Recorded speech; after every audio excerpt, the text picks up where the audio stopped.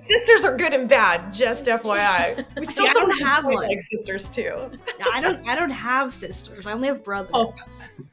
In fact, so Logan stays at my place, and literally last night I'm an only child. Yeah. But so I have chosen siblings, like, pretty much. I was gonna say, do you want some extra sisters? Yeah. Yes, please. Yes, please. Well, I'm like, Will you help me deal with my family? Sure, why not? Sounds great. You have no idea what you're signing up for. Yeah.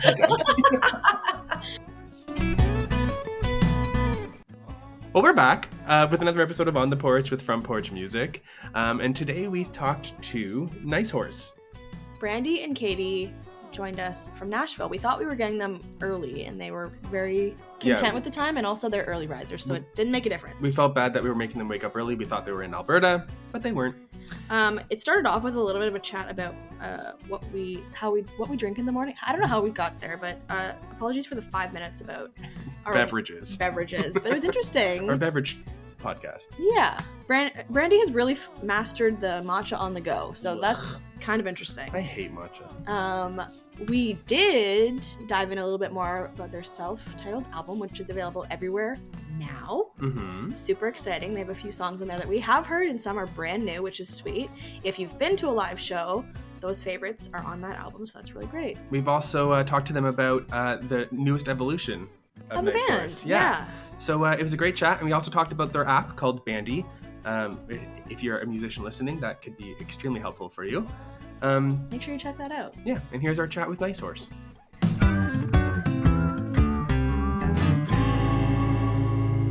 And we're here with Nice Horse. Good morning. Katie and Brandi joining us early in the morning. Thank you very much. The thing about this band is that we're kind of we've got an early morning vibe to us. Oof. Like, you know what? That's so true. Yeah. The energy is up immediately. Not saying that we don't have a late night vibe, because I think we have that as well. Yeah. I think we have like an all the time vibe. You have an all-day vibe? Yeah. All day, all night. Well, I have no vibe until I finish this coffee. Does that mean you're both early risers? Katie's the earliest riser. Yeah. What are we calling early here? Like 6 or 7. Oh no. No.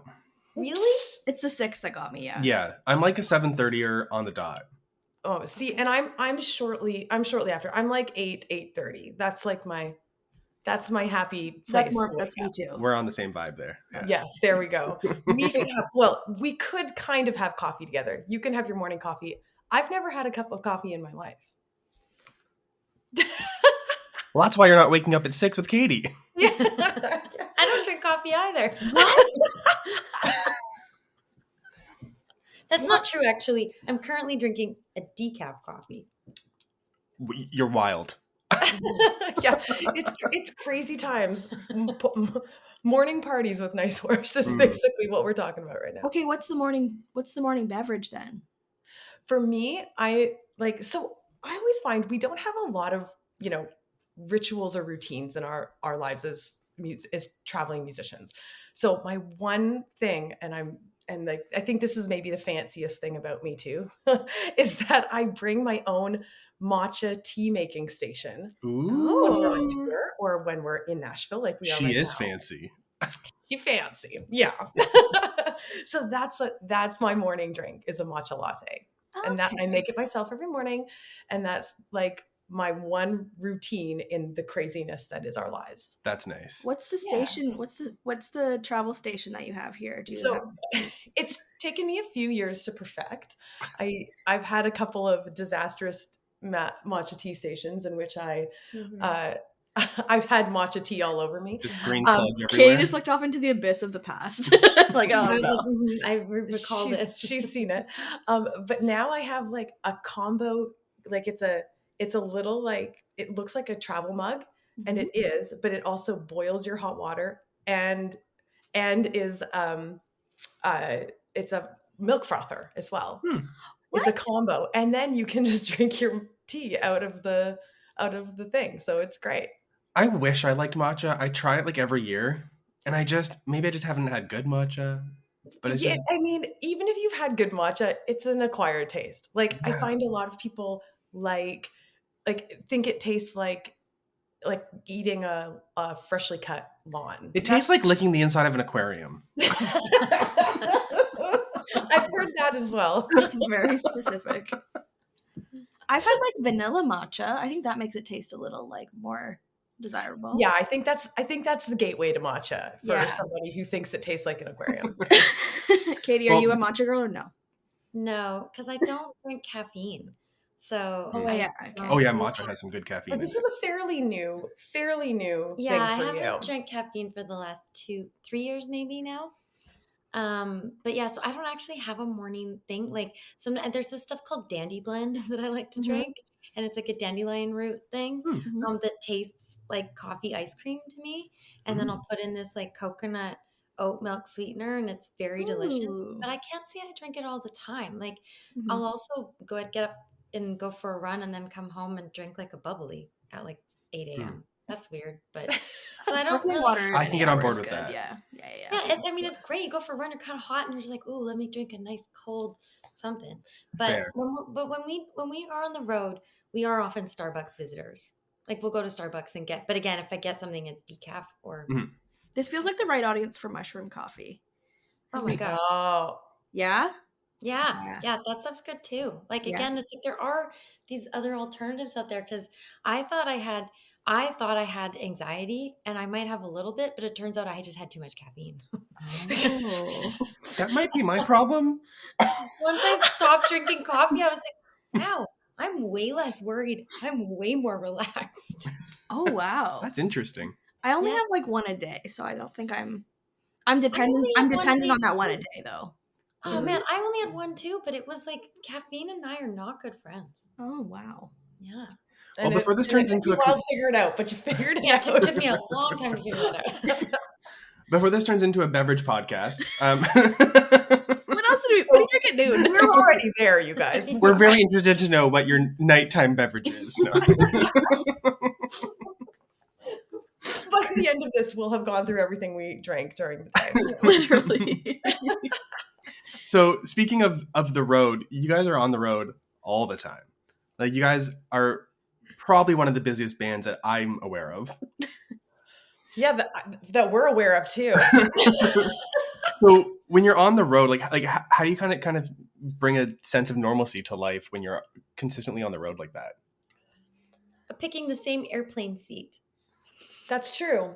That's true. We always sit in almost the same airplane seats. And honestly, that truly is our airport routine is so like down to a science. Like even though like I'm always flying out of Vancouver, she's always flying out of Calgary. We both fly the exact same way. And I feel like that's actually a really normal thing. But I think that not normal is our normal. Like that feels kind of right. And I know that I definitely learned that this is the lifestyle that I prefer when the pandemic wouldn't let us do it. And rather than, being kind of happy to just be at home for a while, I was going out of my mind. Like I was like, I'll go anywhere. Like I need to do something. And so I think that's kind of, you have to kind of enjoy that to start with, I think. That's absolutely true. Like, and Katie and I have been travelers. Like, I mean, we've been in music like our entire adult lives, but so it's, I mean, I guess it's always been partially interconnected with music, but even outside of music, we've always traveled a lot. How we, earlier in our career, how we made this work was we both worked for an airline. So wow, convenient. Yeah. So the ability to be like super flexible, like have a super flexible schedule. And then we were also able to like travel places for vacations as well as what we did for music. And I mean, Katie was in the airport, but I was a flight attendant. So I was also traveling for my part-time job that was flexible enough so that we could make music happen. Like it's the idea that like travel has actually been the way that we've been able to sustain our music career throughout our lives. Is that how you two met? No, it's actually not how we met. We met because so we were both prior to Nice Horse, we were both doing solo projects. And Katie was playing a show in Calgary, and I had just moved back. I did my master's degree in Australia, and I had just moved back. I love And Australia. oh, it's the best, right? It's so good. And so I moved back to Calgary, and I was like, okay, I'm starting my solo project. I'm going to be in the indie music scene. And I turn on breakfast television because I'm up real early. And I see Katie playing on breakfast television. And it's like, oh, Katie's playing down at the Ironwood tonight. And I was like, oh, I like her music. I'm going to go down and watch. And so I went and watched her show. And after the show, you were at the merch table. Mm-hmm. And I came up to Katie and I just said, we should be friends. That's it. That's so wholesome. Yeah, it is very wholesome. That's literally so cute. Yeah, like we just like and that was it. We've been friends ever since. And then when did the collaboration between Friends and music come in? Like pretty soon after, or? I mean, we were always like supporting each other, so it was music right off the bat. And we had played some shows as solo artists together. Yeah, and so we would get together. Brandi ended up moving to Vancouver, and so we would get together like every Tuesday or every other Tuesday and go for sushi and just sort of brainstorm like, oh, I met somebody that I think you should know, and but it never dawned on us to collaborate together. We were just supporting each other's independent projects, and then I had decided that I wasn't going to do music at all anymore. I was like, maybe it's time to just like, again, I was working for the airline, and I was like, I think maybe I'd just like to do that instead. Yeah. And I was pulling back from live and touring and just focusing more on songwriting. Yeah. And then Brandi was like, well, do you want to just like, I'm going to go to Hawaii for a bit. Do you want to come and we could just do some songwriting together? And I was already on one of the other Hawaiian Islands. And so I was like, yeah, I could hop over and spend a week with you. And so I went there and we just started writing songs together just for fun. Like it was truly just like, let's write songs because that's a fun thing to do. And everything we were writing was coming out country and we were having a blast doing it. And we were like, this could be a thing. And here it is. And in Hawaii, what a better place to I know. write. It's just funny how long it took us to connect the dots though. Mm-hmm. Like, because it's true. We were so supportive of each other and it just had never occurred to us to like make something happen. And then it just happened naturally. Mm. Yeah. How long have you two been friends? Oh, it's been like almost 15 years. Probably. Yeah. Yeah. It's literally the same as me and my best friend. That's so cute. Really? Yeah, it's really cute. It's funny too because early you were saying like, oh, the caffeine free thing is pretty new for you, only the last 2 or 3 years, and you're like, we are like, that's not new, but you're like, well, we've been friends for this long, and you drank caffeine for this long. That's not even a fraction of our friendship at that rate. It's true when you think about like pieces of time and pieces compared to how long you've known somebody. It does really change. Like, because sometimes it's hard to believe that like we've been doing Nice Horse for like over 6 years now. It's crazy. Oh, wow. Yeah. Wow, time does fly. The first time I saw Nice Horse, which I've told you both this probably many times now, was opening for Dan Davidson at his album release show in Toronto. And it was a freaking like terrible storm. Yeah. Meg and I are driving down the highway in this old this old Chevy Impala that she used to drive, and the snow is just like up the tires, and she's like, we should not be going, but we've driven this far, so we're going. I can't believe you guys drove to that show. I didn't think anybody was going to drive to that show. The weather including was so us. Bad. Including us. It was terrible. It was terrible. Yeah. You couldn't go. That was the first time when I started working with Front Porch in 2018. Mm-hmm. And I think that was 2019, right? It would have been, yeah. Yeah. And that was the first thing he was let me go to, as and was like, hey, there's this in this this show in Toronto. Do you want to go, and do you want to take a friend? And I didn't even know that was an option at that rate. So I was like, yeah, I'm going. Let's go. So that's so funny. What an experience. That was our first time like going like representing Front Porch, but we were so nervous. And now when I walk in the room, I'm like, hi, like to everybody. I'm like, oh my god. It's so funny how it changes. Oh my god. I also love that was your first time representing Front Porch. And it was at our show with Dan, who we also love. Yeah. So. It's so funny. It's a good thing you could go, because if it was storming like that, I would have been like, sorry. Fair. No, thank you. No offense, but I would have been like, nah.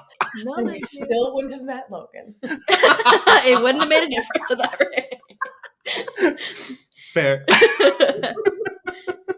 Okay, speaking of how like times have just like flown by and evolved, Nice Horse has had a few evolutions over the years, and Yeah. now you are putting to get out you just put out your new record. So why don't you tell us, first of all, how exciting is it to get an album out after a few years, and the music. We've had a chance to listen, love it. We're so excited for you guys. Oh, thank Thank you. you. Yeah, it was overwhelming actually to kind of put it, like you said, we hadn't done that in a long time. We just been doing the singles thing, and so it was exciting but also overwhelming because you're like, "Whoa, there's so much to do here." But I also feel like it's so great to put together a piece of art to give to someone, Mm. like that has been so satisfying. And picking the songs, like Brandi and I wrote for years for that record, and so it's like it definitely feels like something that we poured our absolute hearts and souls into over years to come up with that. And we still have so much more. That's the thing, is I feel like this is just like the beginning of this new evolution. And so it feels really good, and it's something that, again, it was a lot of blood, sweat, and tears. It was not an easy record to make. Like, we actually did record that over a couple of years as well.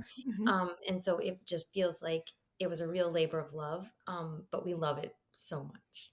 Absolutely. And I mean, going from like, I feel very proud that this is the first album that we're putting out as a duo. And I think, I have loved all of the evolutions of Nice Horse. And I love and respect all of the bandmates that we've had. This feels like when people were asking us the question, when we went from 4 to 2 in January, lots of people were asking us if we were getting other band members, if we were replacing Tara and Krista, and it just didn't feel right. Mm. It didn't feel right. The idea, because this, like, the friendships in this band have always been so genuine. And so the idea of like, and that was something I've always been really proud of, is that like this started naturally. It wasn't, we weren't put together to be an all female group. Mm. Like, that wasn't it, nothing about this was contrived. And so the idea of all of a sudden contriving it felt it just didn't feel right. And Fair. and Katie and I are so aligned on so much musically. Like, we're the girls that were born and raised on country music. Like, this is what's in like our hearts, our minds, and our souls. And I feel like it makes it just so true and honest in everything that we write and that we're recording. Well, I mean, you can tell that you two really do have that chemistry. I mean, even when like seeing you guys perform live, it's almost like you guys not finish each other's sentences, but like musically, I guess. Yeah. Like, you can really feel that on stage as well. Yeah. Oh, thanks. Yeah, definitely. Like, said that before. Like, it's like, yeah, we're not sisters, but when we are doing music, it feels like it. Ah, that's cute. Stop it. Once in a while, I'll do something though and be like, "This is what it's like to have a sibling," and he's like, "I'm catching on." I was literally just hovering over him last night. He's like, "If I just like drop my body, like I just like that," he's like, "Don't." I'm like, see, I'm on the like more maybe abusive side because I grew up with brothers. Maybe like, abusive, definitely abusive. That you have to like get your dukes up pretty frequently to save yourself. But I hear you. I have a brother and a sister, and so I get kind of both sides of it. And and yeah, you kind of end up playing a little bit rougher, I think. Yeah, my friend also growing up on the farm contributes to that too, though. You just have too much open space. That's literally yeah. That's like when there was this bar in Kitchener-Waterloo, and rest in peace, the Stampede Corral, but it was always so rowdy there. And it was just like this big open dance floor, but there was always beer bottles flying. Like, people were outrageous there. And I was like, I think it's just because there's too much space. When the space is a little more confined and you can't get your elbows at people, way less fighting going on. And like, that was the scariest place to ever go. There was live music there every week. Lots of people we know. Oh my gosh. Played there. But it's just so scary because there's just too much space. It's like festivals. People always fight at festivals. Like, it always happens. Yeah. Too much space. Let's just cram them all in. Literally, they can't move so much. They won't. And that's why I do not do that organize that kind of stuff, because that would be my thought. Let's find a small spot, cram them all in, and hope nobody throws a fist. Fire regulations, who cares? Those are more suggestions, right? Okay, back to the music. Your current single is Seeing Ghosts. Do you have a different single leading the album, though? Yeah? Running Out of Reasons. Okay, let's talk about that instead. Yeah. So your single that you've released with the album is called Running Out of Reasons. What made that one the one you wanted to release as, like, this is our album, this is our single with it? Because you have so much to choose from. I know, you're right. It was actually an incredibly hard choice. It changed so many times. And to us, we feel like that's a really good thing that we, you know, every song was speaking up for itself in a sense, you know? And so, but I think Running Out of Reasons is a really great, it sounds so much like us. The whole record does, but there's something about that song that I think really showcases us as a band. And just like the instrumentation and just how it's like, it's got this moodiness, but it's also got this like hopefulness about it too. That I think kind of is what our personalities are like. And that's a song that Brandi and I wrote together with Brad Rumpel from High Valley and Jared Hampton from Lenco. And we have written with them a lot. And we absolutely love writing with them. And they seem to really understand us. And being in the room for that, I remember being in the room for that right. And it was the four of us in that room, and everyone felt that this song was special. Like finishing it, like everyone in the room was excited. Yeah. Which is like such a good feeling when you can tell, like, you know, like Brad, I think the first thing out of his mouth, he was like, "This is a hit for country radio." Like, it was just so like, yeah, that guy knows hits. Yeah, that guy seems to know a hit or two. So we'll believe him. That's funny. Love that. And so this single, what are you? Because there's a bunch of new songs on the album. Are you going to do single radio and then another single at radio? Or are you going to let the album kind of live and see what happens? I mean, there's always an element of letting albums live and see what happens, because sometimes things do just happen. But yeah, we also have plans. Totally. Yeah, plans that are subject to change, I guess. But because you're right, like we do want the people who are listening and loving it to tell us what they love the most. Like, we want to know what's resonating with everybody, because the truth is, like, it all resonates with us. Like, yeah, otherwise you wouldn't put it out. Or else we wouldn't put it out. And Kate, as Katie was saying, like, we really truly have written for years for this record. Like, and Katie and I love to write. It's like, it's why, like, we do it all the time. It's why we're down in Nashville a lot.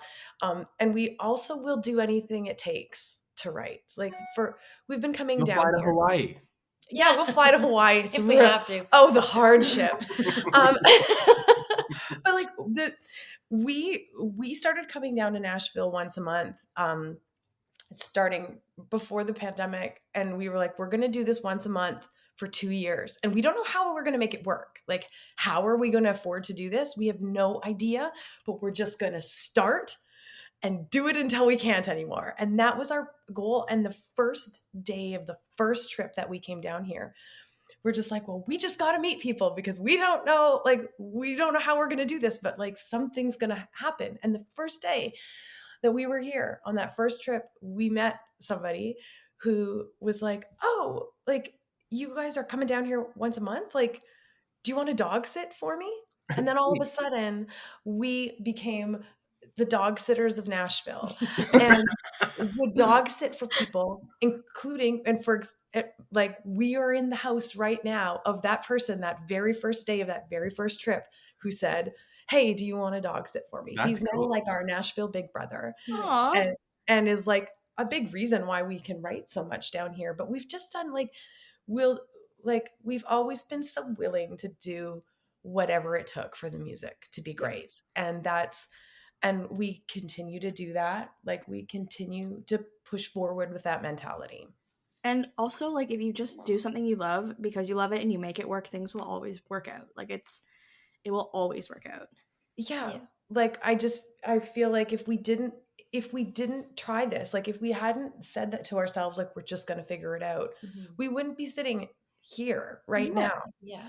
You know, we would be at home, maybe still working for an airline. I don't know. Which wasn't a terrible gig, it sounds like, either. But not the dream, you know? Well, it depends. Well, it's always easy to say no or to like not, jump in. But if you've made that plan and made that commitment to each other, it's probably easier to like, do it as like the two of you, because it's easier to say no when it's just yourself, like, I'll skip it this month. But if there's two of you, then you don't want to disappoint the other, and all that it's true. It's one of the things I love the most about, like, the difference, and Katie and I have both had experience being solo artists, and there is an inevitable loneliness to being a solo artist. And some of it is great, but I would any day rather be on a team that is working towards the same thing, because then like you have support in the disappointments and the crushing moments, but also the successes feel sweeter. Like if you're celebrating them together, it just feels so much more meaningful. Yeah. When it's Absolutely. when it's a team that's doing it together. And so like and I think that's something we do for each other, is remind each other, when, like, also to remind each other to celebrate the moments that are really great. Because sometimes when you're so focused, you forget. Exactly. Or you're just so busy and like a little tired that you're just like, okay, we just got to keep rolling. And you're like, wait, let's do something cool. Yeah, let's do a 30-second celebration. That's all we have time for. Yeah. Okay, speaking of celebrations, you did take home a CMAB this year. One or two? One. I feel like you've collected many over the years, Gosh. Yeah. Yeah, we're very lucky to have been so supported by the Country Music Alberta community. Like they've always been so good to us, but it was really nice. And we were joking about it this year because it's group or duo of the year. And we said this year it's group and duo. Aww, that's so sweet. That's lovely. Yeah. Are you both quite involved with CMAB as well? So I have sat on the sponsorship committee for CMAB in years previous. And I've also done the last 2 years. I've been a speaker on their panels, like in the which I absolutely love, because I think one of the things that Katie and I both really feel very passionate about is also supporting the emerging artists that are coming up, because of which there are so many amazing ones, and not just supporting the emerging artists, but supporting our peers in this industry. Like, I think that that's always been something that's been really meaningful to us. And like, we've done a lot of things in our career to support that. I mean, we created an app for touring artists, because we didn't think there was something affordable out there for the artists that were our level or emerging, or like that. Basically, there was nothing available for if you weren't a stadium act, and so that was something, like, we've always tried to do things to support other artists in the community. And so it makes a lot of sense to be invested in the Country Music Alberta community in the same way. Yeah, And especially I live in because Alberta, but they let me hang out. Are you from Alberta though originally, or no? Yeah, okay. Yeah. You get the free pass, right? Yeah. I have to let you back anyways. But it's also hard because you have to make an effort to be supportive, because the greater industry sometimes makes that pretty difficult and competitive, and everybody's like trying and wants to be part of something, and it can feel like you're just like a little bit on the outside. So it's really, you have to make a dedicated effort to make sure you're like being supportive too, because it can be really hard to balance, right? Yeah, and I think the Country Music Alberta, they actually really do focus on emerging. Like, I think they're one that actually, they don't just say it, they actually do it. Well, they have like an emerging category, or horizon category for pretty much everything. That's and they're always putting new people on stages and stuff. Like, it's not always the same people all the time. It's like they're always finding new people and giving them that opportunity to play on a big stage for the first time. So I think it's really cool what they do. I agree. And we watch most of the associations, and I would say Alberta is doing it the best as far as supporting emerging talent. I will say and I also feel like I do feel like we have, I mean, I we have a bit of an advantage in Alberta because we also have so many established country artists that are Mhm. from Alberta. So we have like the luxury of having a combination of like the reason the stage is so big and so professional that like allows the emerging artists to be on it and have this great experience is because there are so many great established artists in Alberta too that are really willing and like able to support the organization as well, which I think it takes both. And I don't know, I've seen like I thought that the Country Music Alberta Awards the last couple years, like starting when they did it in Calgary last year, it really kicked off like oh my gosh, this is like CCMA level, like they're That like in stage terms of this year production was quality. Yeah, like the yeah. production quality, even like the whole live stream, like uh, the CMA, we have a good relationship with the CMABs as well, and Mm-hmm. we help promote whenever we can. And so I was watching the live stream as well, and I was just surprised by like the production quality. Even when I went out a couple years ago, but before, like when it was in Red Deer. Red Deer, Yeah. Mm-hmm. uh, it wasn't like as big as it is now, but it was still it was impressive. Yeah. Yeah, they've taken it very seriously, and I think it really helps.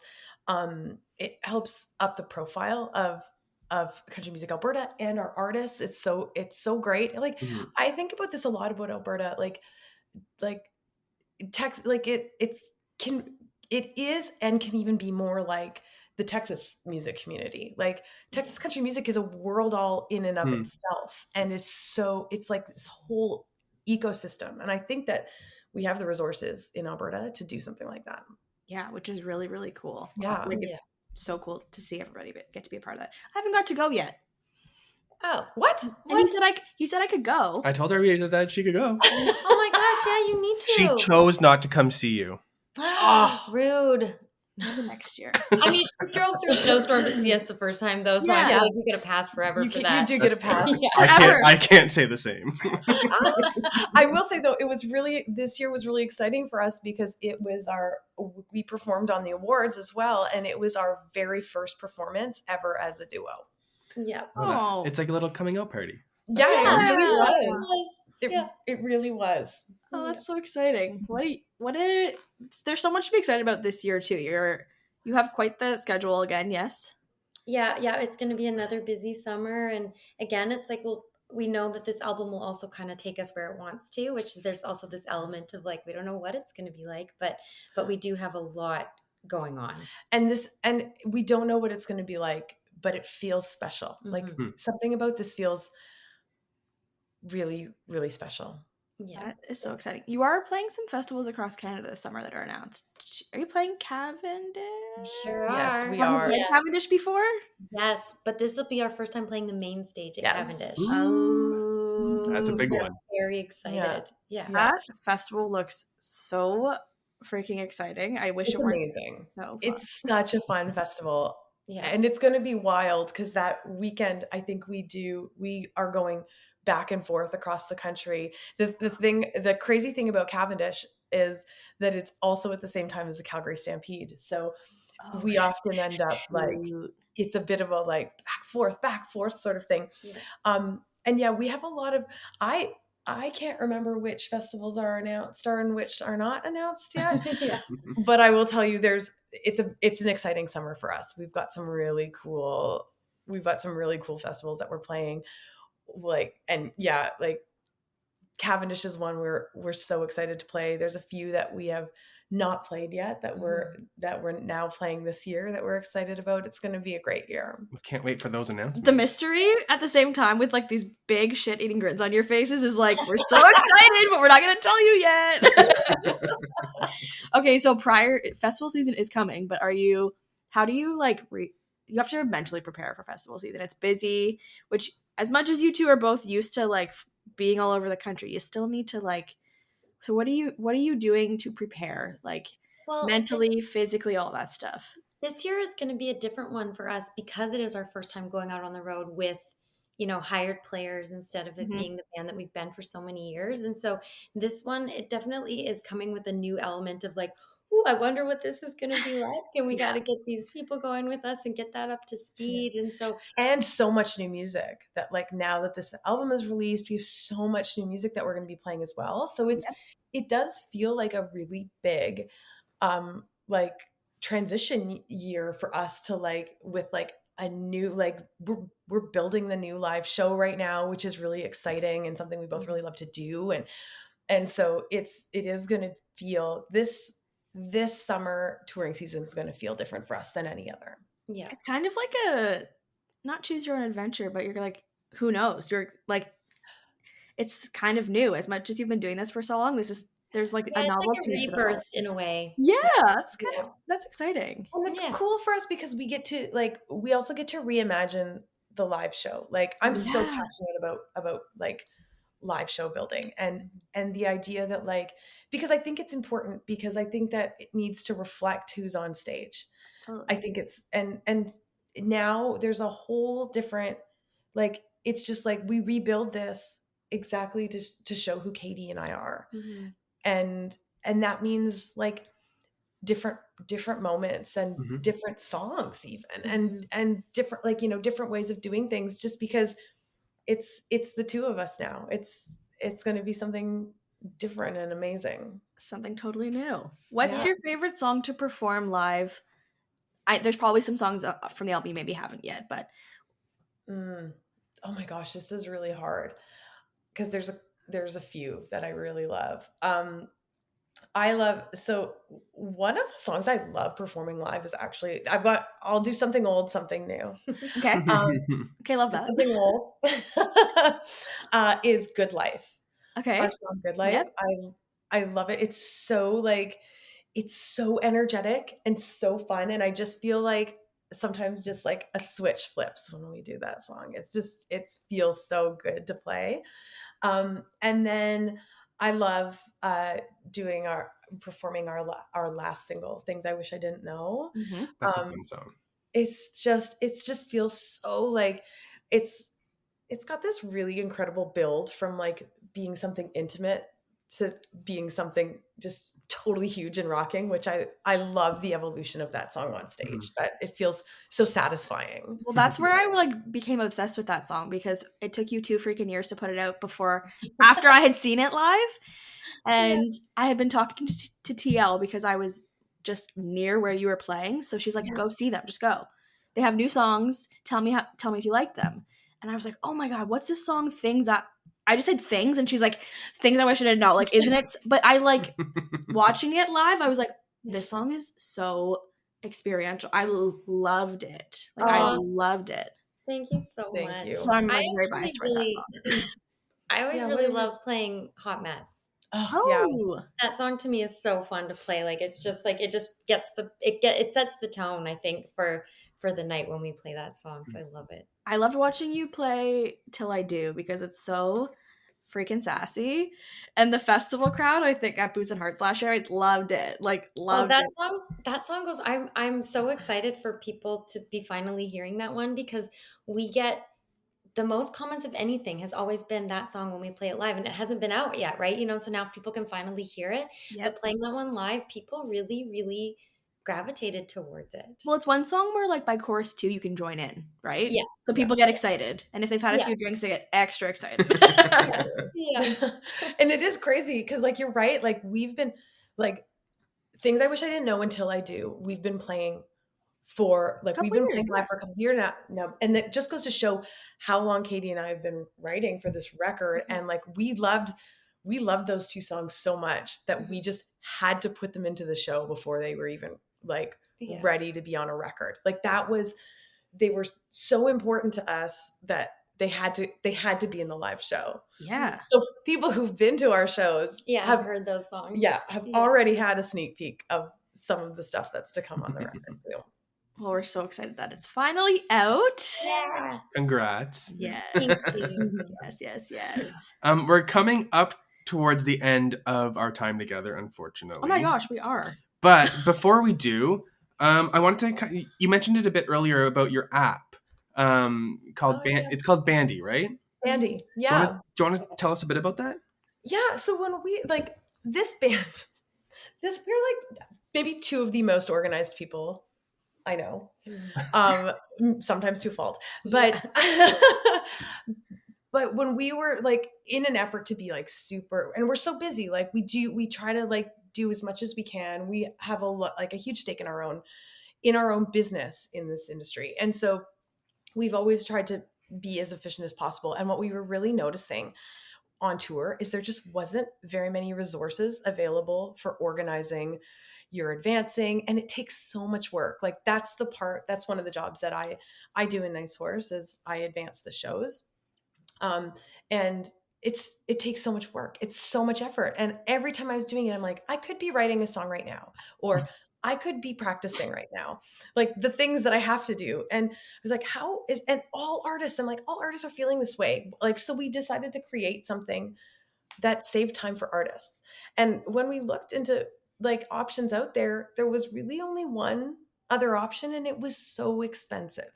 And I'm like, we can't afford this. So if we can't afford this, any artist that like wants to be professional on tour and is like emerging will never be able to afford this. It's not possible. So this is also coming from a band that spends most of their year on the road, where you make most of your money, right? Yeah. Like, yeah. Exactly. So like we're just like, we need to find something that makes this easier for artists. And so that's how Bandy was born. And it really became like it's an app that not only schedules, like helps you with your tour scheduling, but it also helps you if you've never advanced a show before, or if you don't really have a lot of time, it builds an auto advance for you to just send to the promoter, and then they answer the questions and it comes back to you in the app. So it's really, really it's a time saver, and it's super useful. And we used it for years before we released it, because we just released the app last year. So it was really satisfying for us to be able to release it and actually give something to our community, our music community, and our peers in this industry that we know is useful, because we built it to be that. Yeah. that's really cool. It's like when you're building something, but you're also the person who needs it, you know exactly what everybody needs. So it actually works, right? Like, you know, it's actually helpful. It's not just something, a shot in the dark. Yeah, exactly. Yeah, exactly. Interesting. So is it available like across like all devices kind of a thing? Cool. Yep. So are either of you like app developers? No. So I mean, in our free time? what a learning curve. But we partnered with a development team at we've now are with a different development team, but it's always been really important to us to have musicians on the team. And so we have, our first team was 2 musicians who are app developers. One of the drummer of, or the one of the app developers for us was the drummer for my band and had drummed for you in your band, like when we were solo. And then we moved to a different development team, and we still have a musician on the development team. And that was really important to us. It's not a natural, from music to coding does not seem like a natural. It's fit. hilarious that we've been able to Maintain that. find them with actually not that much effort. And they've always been people we love and trust and know are also super organized and have that same mentality that we do about, like, you know, like, and have had experience touring. Like that's the big, like you were saying, if you know how it's supposed to work, then it's going to work. Yeah, exactly. So, that's really cool. Okay, so that's called Bandy. You can sign up. You can go in any app store to get that. Yeah. That felt like an ad. Fun. Yeah. That'll be $200. I'm just kidding. Well, thank you so much for your time today. It's been really great getting to know both of you and to hear about the this evolution of Nice Horse and see what's coming up. Awesome. So great chatting with you guys. Yeah, it's been so fun. Okay. And we didn't talk about beverages the whole time. Not the whole time. No, it's great. Thanks for listening to another episode of On the Porch with Front Porch Music. We're so lucky to be able to chat with artists and make episodes like this one. If you like the podcast, remember to rate and review us, and subscribe so you don't miss an episode. It's the easiest way to support the show. Remember to check out frontporchmusic.ca to keep up with new music releases, exclusive artist interviews, and more. We'll catch you again on the porch in a couple of weeks. On the Porch is hosted by Logan Miller and Jenna Weiser, and produced and edited by Jason Saunders. That's me. Our theme song was written, produced, and performed by Owen Wrigley.